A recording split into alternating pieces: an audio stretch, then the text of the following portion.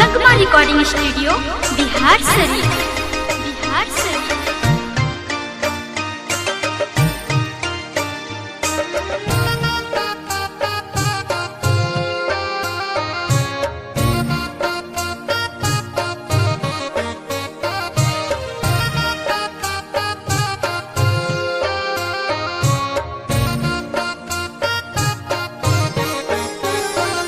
नदिया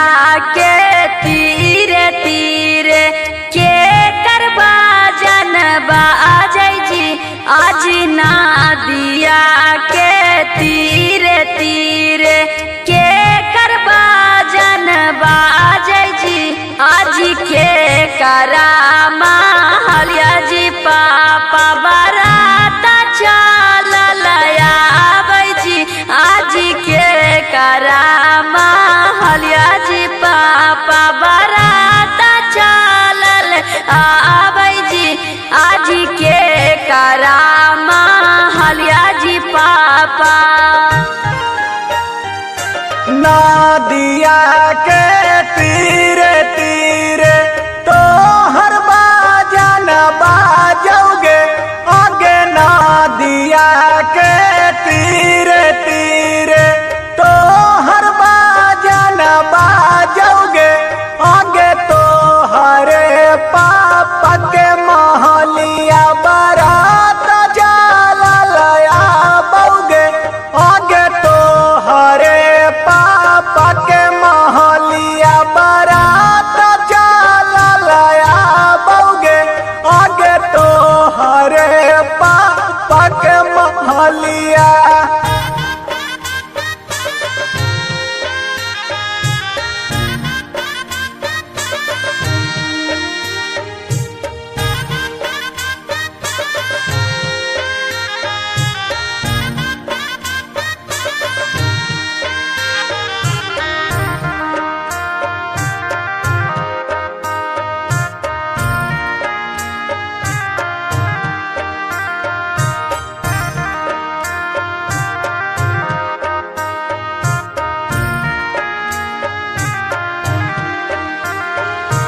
लेहु नाराई फलवा जी चाचा लाड़हू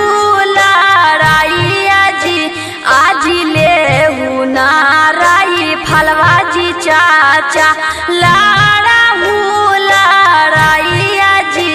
आज सोना जैसन भातीजिया जी चाचा लेहु ना बचाई जी आज सोना जैसन भातीजिया जी चाचा लेहु ना बचाई जी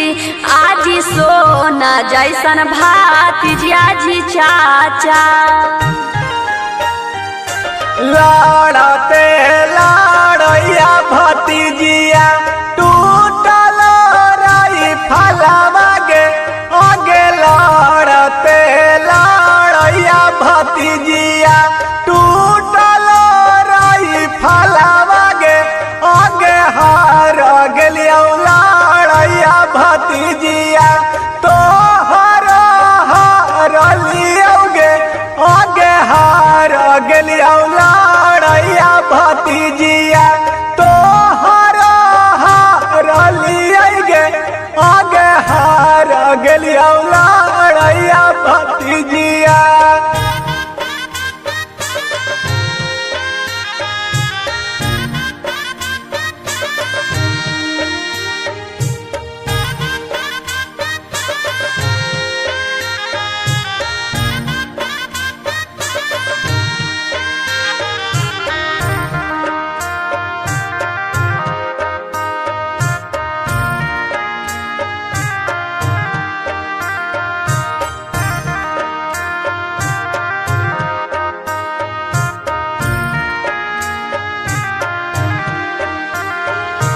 सुना सुना सूरज भैया बहिनी के भूलैला जी आज सुना सुना सूरज भैया पुनीत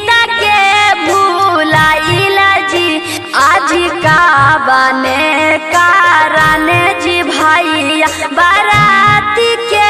मांगाइला जी आज का बने खातिर जी भैया बारात के मांगाइला जी आज का बने खातिर जी भैया हमें ना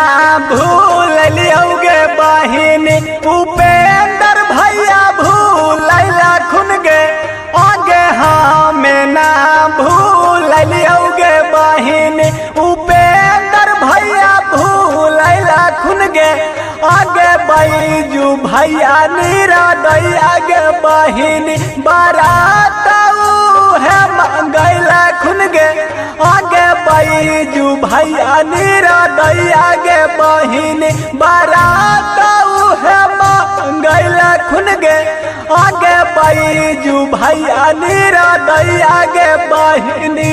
नगमा रिकॉर्डिंग स्टूडियो बिहार शरीफ।